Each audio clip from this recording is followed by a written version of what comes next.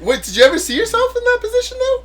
Because No. I feel like in the past we've talked about it, and you've always kind of strayed to like the like solo dolo kind of path. You know, Yeah. like that was like almost like preferred for you. Preferred, yeah. I think it's. I've always liked teaching. Right, teaching's fun to me. Like I like taking information, dissecting it, figuring it out, and seeing different ways to get the same result. Right. Right. I think that's fun. I like changing minds and perspectives, and I like when people change my mind and my perspective. Right. Because like being a teacher is being a great student. For sure. You know what I mean? That sticks with me. You said that at one Yeah, point. And that sticks with me a lot. it's really true. Like I think I tell my clients, I tell my students that I work with, I'm only going to be as good as a teacher as you are a student. So the more you question me, the more you challenge me, the more you make me think, the better information I could give you because I can articulate my thoughts better. I could dissect what I'm thinking better. And I think that's where I find like the fun part of teaching, right? But I don't want to be a teacher, so it's weird. Might be my own things that I'm dealing with, right? Well, like my childhood or like my upbringing that I don't want to be a hammer. You know what I mean? I'm not trying to say like, and I tell everybody. You have to do this or whatever. And I've even told you, nothing I say is law. Right. Like, take what you think works, take what's applicable for you, and disregard the rest. And then listen to someone else, like the Bruce Lee method, right? Don't limit yourself to one style. Like, learn as many styles as you can, and see what your body flows with, what your mind flows with, and that's going to be... What you're able to, like, receive and retain. Whatever you retain and how you apply, it's going to be totally different than me. Right. And I think we've talked about, like, martial arts. I always go to that, I love the philosophy. And it's like when you have a sensei, an instructor, teaching 30 students, they all learn something different. The same exact move, method, and strategy. He says, all right, put your hands up on your chin, and you're going to throw a punch. You're going to throw a jab. Right? And he says this. And then you have some people here. And you have some people here. And you have some people here. And then you have some people that throw perfectly, cover their face with their shoulder, and you have other people that come out and do a winding jab, and you do some people that do a lower jab, you do some people that come over the jab. But they got the same information. Why'd they apply it differently? Because everyone thinks differently. Right, and it's okay. And it's okay because everybody that's doing it perfect, the other person's blocking a perfect punch. But if I throw an imperfect punch, I might hit you. Right. It might be more effective than the perfect punch. Might be just what works out for you. Boom.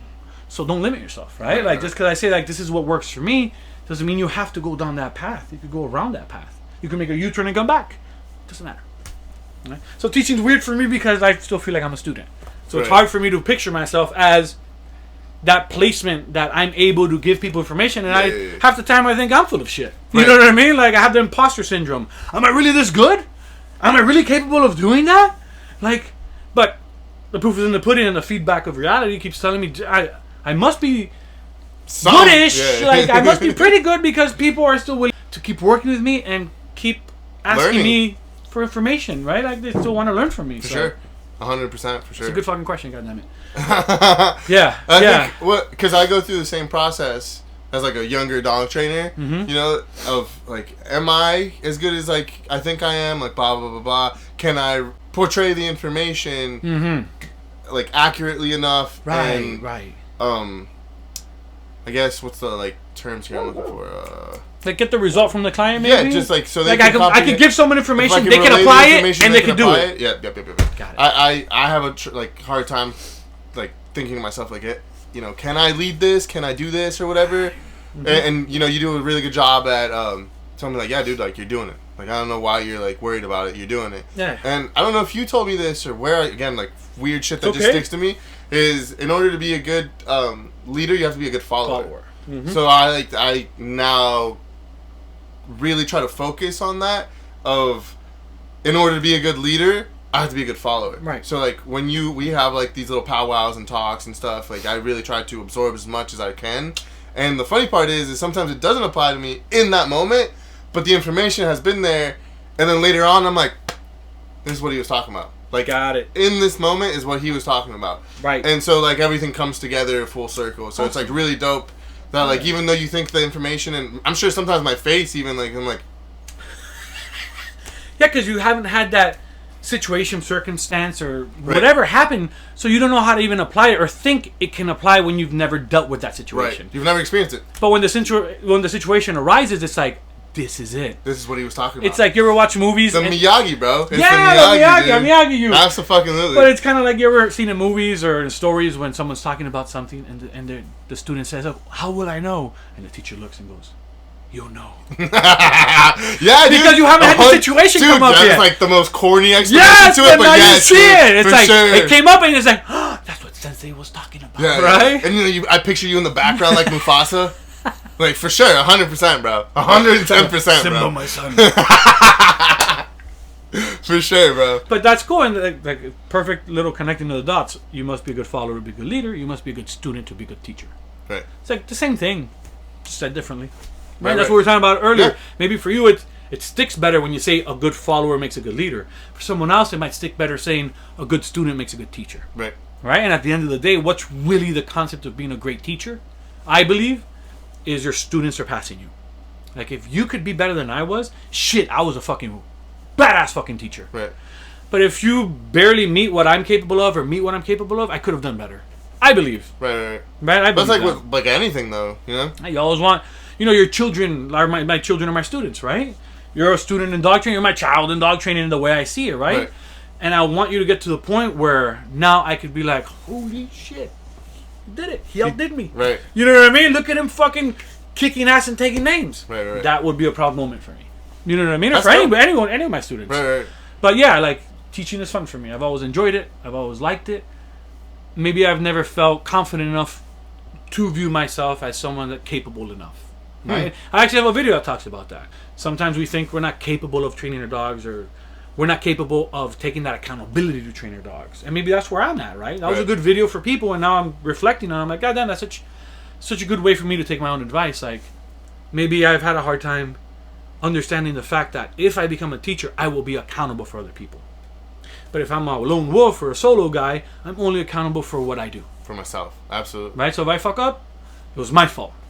But if you fuck up, it's my fault. If I fuck up, it's my fault. If my other student fucks up, it's my fault. So maybe that accountability is something that you just help me realize. You help me articulate it and kind of dissect it in a way where I can self-reflect and be like, I've been scared of being accountable. Oh, I mean, that would make sense, though. You know, if I could say anything about this right now, me learning about myself, again, say earlier, I'm a student too. And you help me learn. Right. Maybe I've been kind of fearful about being accountable, not for what I'm capable of, but for allowing people to be capable of other things. Right, because you knew you could replicate all that. Yes. But can somebody else? With the information that I'm giving them, blah, blah, blah, blah. Can I teach you to do what I can do? Of course. That makes sense. I mean, but you've been doing it for a long time, though. If you think about it, dog training, like, I think about Pain and Gain and how he talks about how he's like, I spot people for a living. Like, I kind of view dog training as spotting people for a living. Where it's like, dude, like, you can do this. You got this. You got this. You just have to know what tools and information to use in order to, like, surpass, these little obstacles or boundaries that are holding you back. Yeah, you're a support system. Right. That's all you are, right? For our pooch parents, for each other, for our students, for whatever it is, right? We are just support systems. So when in doubt, we have a support system to kind of go to, be like, hey, I feel this type of way about this. And it's like, why? Like right now, like, why you teach? Well, why don't you teach? Why have you had a hard time? Like, why? And I ask myself the question, why? Because we don't ask ourselves why, ever. Never. So when I ask myself why, I'm like, I've been scared of being accountable. There you go. That's my answer to your question. It took me a little bit to find it. That's what it is. And I think everyone is. And then the imposter syndrome is really that accountability. So if I'm the teacher, I have no other support system but what I know. Right. Hence why I say I don't like being a teacher. I like still being a student while I guide. Heavy is the head that wears a crown. Yeah, heavy is the head that wears a crown, right? Because it's accountable. But my support system becomes just like, ironically, right? Dog pack or wolf pack. Because something I've always realized is that the pack finds strength from the alpha, and the alpha finds strength from the pack. And it becomes a perfect synergy. Right. And that's what I'm trying to create, more of a keen Arthur round table rather than Right, everyone brings something to the table versus and me we being all help each other. Like weird dictator kind of mentality that you don't want to fall into. I don't want to fall into that that category. But that's like I talk about my homie at work about like good leadership and stuff. You know, like he's like kind of more of in a leadership position, and I'm like, dude, like some of the things you do throw me off because it's like you always talk about like good leadership, good this, but then like you fall under like the opposite of that. Right. You contradict yourself with what you say and what you do. What you do. Right. Right? Because you can say a lot of cool things. Show me. Right. Show me right, through the example. 100%. 100%. Yeah. And I think it's good. Like, people ask me, like, oh, how did you start doing this? Like, you know, like, friends start asking questions of, why dog training? Or, right, like, of everything, right? You know, like, that in itself is something that I've, like, you know, like, dogs have always been something, animals in general have just been something I've always been attracted to. Right. I fucking love German Shepherds, so then naturally I went towards, like, a difficult breed, per se, so, like, I took it upon myself to be like, dude, I have to be prepared. So when people start asking me, I'm like, dude, like, get a mentor. Yeah. Because, like, my shit, like, I felt like I was stagnant in a lot of departments until I started, like, getting together with you, mm-hmm. and you started to hold me accountable for things, and then, like, what are you, like, are you working your dogs? Are right. you doing this? Are you creating content? Are, like, and that started to stem, like, a different wheel in the gears. Nice. That before wasn't, like, it wasn't even working, you know? It wasn't even lubed up. Right. But when you find someone that is like, hey, man, like, these are the things that you're doing okay. These are the things that you're doing right. These are the things that you're doing perfect. And then these are the things that you're fucking up on. Right. Or you can improve on. Right. Right. So once that all started to come together was when I felt like the growth really started to happen. Because not only am I, like, helping you become a better teacher, but, like, I am a better student because of the symbiotic relationship that we have. Of like, you know, you help me, I help you. You're figuring things out in this way. I'm figuring things out in that way. And then, like, we've just managed to have this really cool relationship through friendship, mentorship, and just dogs, everything. Yeah, it's funny because it all stems from dogs. It all stems from dogs. It all stems from, like, I went and saw you with a homie, blah blah blah blah blah, and then like all this ended up happening. Yeah. So it's like, you know, like, people are like, well, how did you do it? I'm like, I don't know. It just happened, bro. That's what happened with me. There wasn't no, like, I wasn't raised by wolves. You know what I mean? Right. Like, everybody has some crazy story. Oh, I was raised on a farm with 86 labs. Right. No, not even close. It was by accident. Right. And now I just understand behavior really well, which I give a lot of credit to martial arts, the philosophy of martial arts. Right? Like, protection work, I tell people, is more like canine martial arts. It's not about being aggressive. Everybody has a misconception. It's about being under control. Under control, right? I'm going to give you all these tools, but you can't use them. Right. Right? It's like the Spider-Man effect. With great power comes great responsibility. Same concept for protection training. Right? So that comes from my martial arts background, that philosophy. I grew up hunting and fishing all my life. So a lot of my defensive pressure, fight pressure, prey drive, all these things stem from me seeing, well, ironically, does, like female deers come out of... And they bark. Yeah. That fucking blew my mind. I've never hunted in my life, don't know much about it, but when you Yeah. told me that, I was like, holy shit, like, this man has been observing these behaviors through even other animals for a fucking long time. Yeah. So what George is talking about is when a female deer or a whitetail, a doe, comes out of a tree line, right, into an open field, she'll come a quarter out, she'll look around, and if anything seems suspicious, she will pound her front hoof on the floor, and she'll make a deep exhale. She'll look around like she's gonna eat something. And if anything moves, she eats! It's a bluff. It's a bluff. But she has to create an action that dictates a reaction.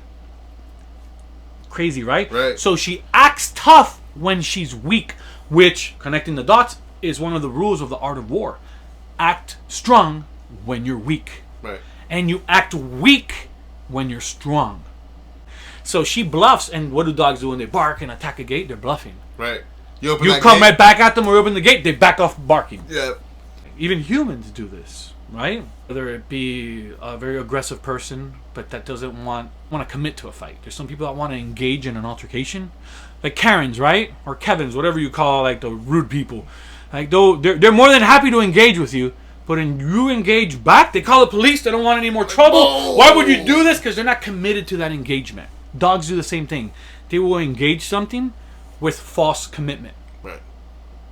Now you got to teach that. Right? Even in the human realm, we do the same thing that female deer does, that doe. It happens every day. Right. It happens in schools, it happens with your coworkers, it happens in your household, it happens in marriages. It's crazy. It happens in friendships. Which I'm not gonna lie, like socially, I feel like dog training's kind of fucked me up a little bit because now you start to see like the animalistic part of people. Yes. Where you're like, dude, you're just being a dick. Yeah. You know what I mean? Like, and with no cause, you just want to. Or like you're just being weak to manipulate people, or like, you know, like you just start seeing these things where you're just like, and now it's so funny that you mentioned it. Is like I feel like I'm working more with people than I am with the dogs. Like the dogs just like understand. Like once you set that boundary, once you start doing stuff, they're like, oh, okay. But with people, it's almost like you constantly, and you do it with me, you constantly have to poke, and then I'm like, fuck, you're right. All right, you're right. You know? Right. But like we need that. We need that like accountability. Yes. And we need it's that. not about anybody being right. No. It's about you understanding you could be better. Yes. And then that's where growth comes from. And then like that's where I've like humbled myself in the concept of you have to be a good student before being able to lead anyone. Yes. So I know that when I come and see you, like I have to be in like a super humble, super receptive. Good. I'm like, glad about that. Absorb, like I'm a sponge. I come in here like a sponge, and I don't like the questions that I always try to ask are not to contradict you or like. And it's okay if you did. Push any of the concept. It's more of like, but what happens in this scenario? Because I'm sure over 25 years of experience, you've gone through something similar. Yes. And that has helped me once again with things that I'm like, okay, like that's how you went about it. But then it happens, and I'm like, Jesse said, you know, it's like Mufasa.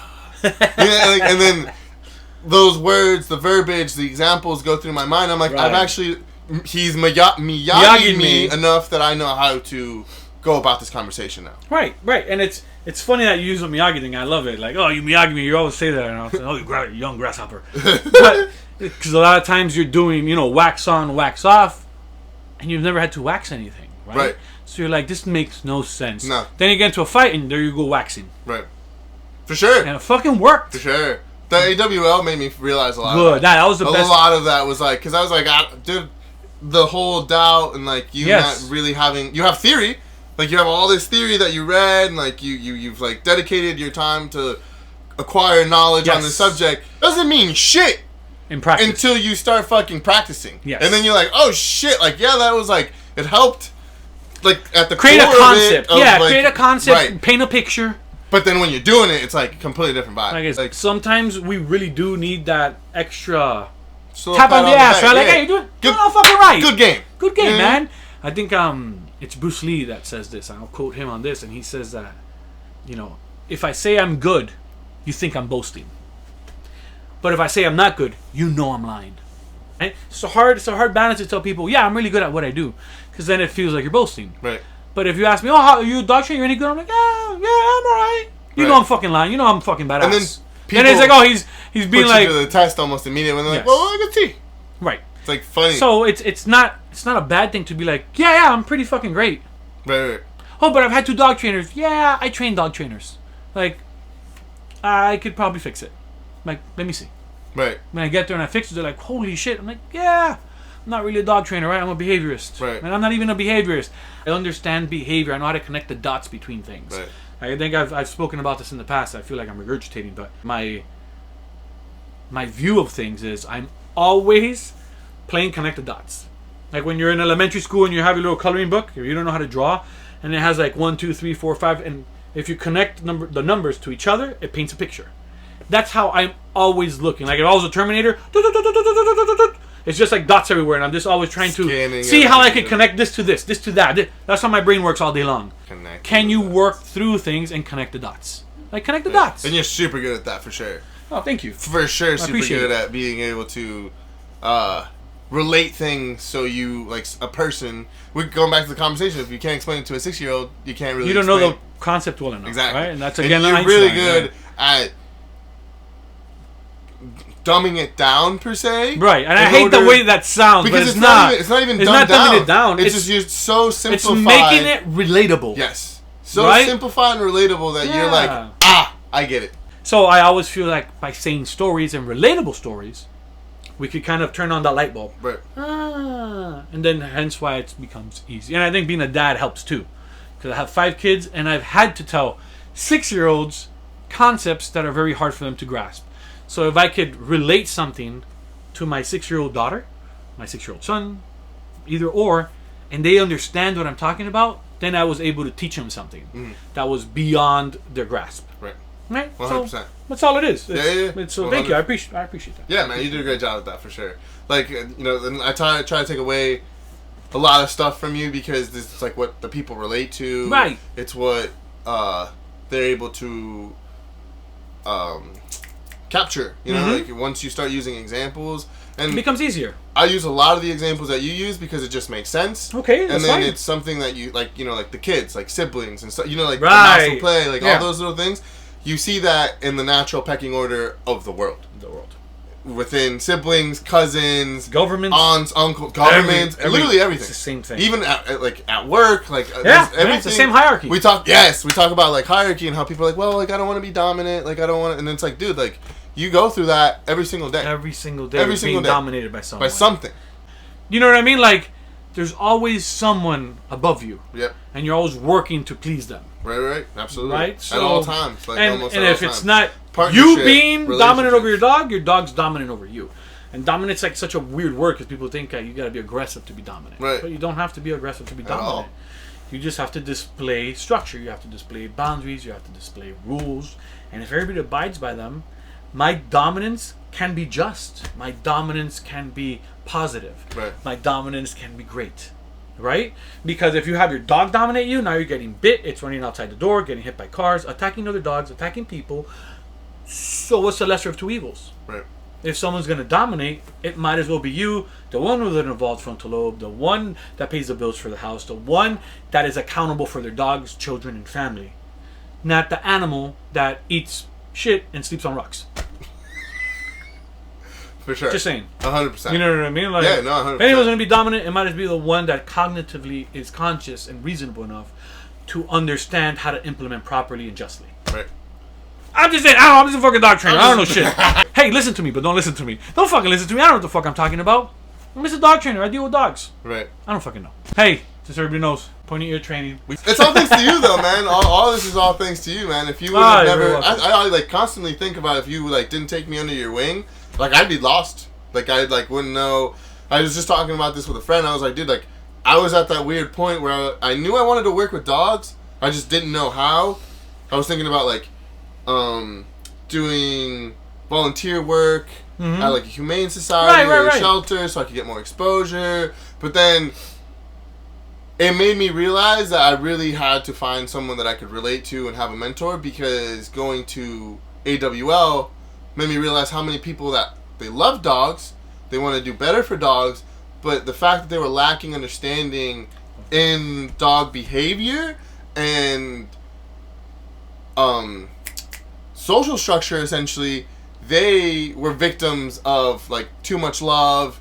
Yes. And feeling bad for the dog created these undesired behaviors that translates at a shelter, translates at home, translates almost everywhere, where if there's no proper structure, if there's no proper routine, if there's no proper understanding of boundaries and respect between a human and a dog, things go to shit like tenfold. Yeah. So it's like, it's crazy that I look back and I'm like, dude, like whatever happened, like, you know, I'm not really big in religion or anything, but everything fell into place for a reason. Right. You know? And like you start thinking about things of like, this is why people say shit like that. Right. Because absolutely. Maybe in the moment you don't see it, but then like as you reflect later on, you're the like, stars align just right. Yeah. So we you're can like, holy shit. Like, so we could create a friendship, a bond, and then the mentorship, and then working together, and then it just snowballed and evolved in a beautiful way. Absolutely. We rode that wave. Man, I wouldn't be here without you, man. So like, it's a pleasure to be a student of yours. It's a pleasure to fucking thank you. Get seal of approval from you, because it all stems from you. You know, like all the teachings that I've adopted and that I portrayed either in my clients or people that just ask me questions. People have told me like, why do you give people information? I'm like, dude, because at the end of the day, you want them to have a better relationship with their dog. Period. And if they don't want to hire me, like, it's cool, fine, bro, I'm gonna give you the information. Why? Because right now, like at this time, I've realized that you can give people a fucking written book of step by step, day to day, hour to hour, minute to minute routine, and they're still gonna, like, even myself, you know, you do it to me, you're like do this, do that, and I still stray a little bit, and then I'll come back and I'll be like, I fucked up. I should have just done it the way you said.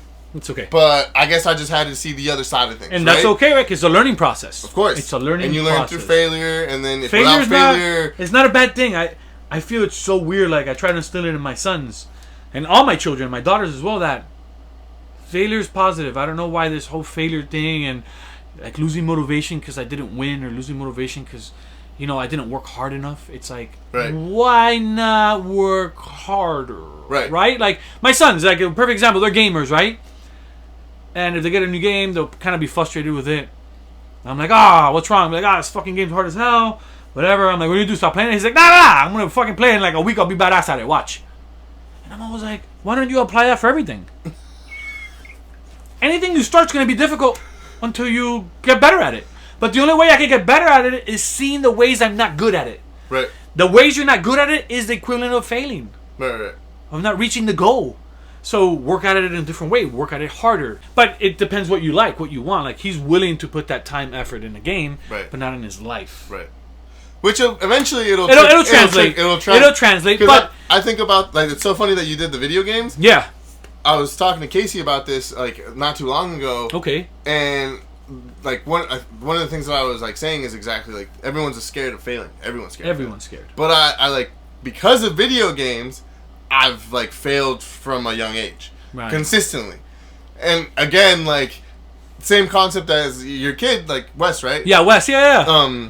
He is like, oh, no, but in a week, like, I'll be badass. Right. I still think about that thought process. Good. I'm frustrated. I'm gonna like, leave this. Yeah, let me reset. Let me just wait a minute. Day, hour, 30 minutes. Shit, Come back like, to it could be, like, 5 minutes, and, like, me, I'm like, all right, man, like, I'm just being a little bitch, like, relax, and whatever, and then get out there and do it again. Yeah. Dude, like, that stems from video games. That stems from me, getting, like, controller smashed in the wall, breaking windows, TVs, and then being like, oh, dude, like, it's not that big of a deal. Like, I can do this. I was just in the wrong mindset. Yeah, it's such a weird concept, that old school saying, right? Practice makes perfect. That's all it is, and I hate when people are like, oh, yeah, of course he's in shape. All he does is work out. I'm like, yeah! That's why he's in shape. Of course you're fat. All you do is eat. Right. Of course he's fast. All he does is sprint. You know, see what I'm saying? Of course he's successful. All he does is work. He's a good swimmer. He's always in the ocean. Right. He's a good fisherman. He's always fishing. It all stems from a beginning. Yeah, but you gotta do. Yeah, you gotta start it. You gotta do, and you're gonna fuck up. You're gonna fail. You're gonna be angry. You're gonna be frustrated. You're gonna be annoyed. Especially if it's something new. Yeah. Especially if it's something new. But it's gonna come together. You're gonna go through all those processes for sure. But I think that as soon as we feel annoyed, everybody's like, it's okay. Don't do something that doesn't make you happy. Yeah. But it is going to make you happy to be in good shape. It is going to make you happy to be successful. It is going to make you happy to feel good about yourself. It is going to make you happy to have a well-trained dog that you could juice the life out of him instead of it being 8, 9, 10, 11, 12 and realize that you didn't do nothing with your dog. Your dog was living in his house the whole time. Right. In a kennel forever, in a prisoner. Like, and that's a whole other topic that we'll talk about. But it's like, they become slaves to our wants. They become slaves to our desires. They become slaves to what we define a dog should be, not what it is. Right. As dog trainers or behaviorists, our sole purpose is to make that dog as least as a dog as possible. Yeah, absolutely. I don't want my dog to be a robot. I want my dog to be a dog. But I want it to stop chasing squirrels. Dogs do that. I want it to stop barking. Dogs do that. I want it to stop humping. Dogs do that. Like, everything that your dog does by nature, instinctually, genetic makeup, its patterns, you want it not to do. I want him to be the dog he is, under control. I want him to be the dog he is, responsively. I want him to want to chase squirrels, but understand he shouldn't. Right. But if I tell him, go get him, he will. I'll let him have that chase. And right before he gets to squirrel, I'm like, hey, come back. You already got your little adrenaline rush. You got your little fix. That's it. You're good. Come on, let's rock and roll. He can still be a dog. Yeah. Under control. Actually, he could be more of a dog than he ever thought he could, rather than just being in your house for a whole lifetime. Under control. Because he's under control, I let him be out of control. But if he's out of control, he'll never be in control. It's counterintuitive. Yep, absolutely. 100%. Thank you, George. Thank you, You're the man, big dog. You're the man, bro. All right, guys. Pointy ear training. Look him up. That was good. That was fucking great.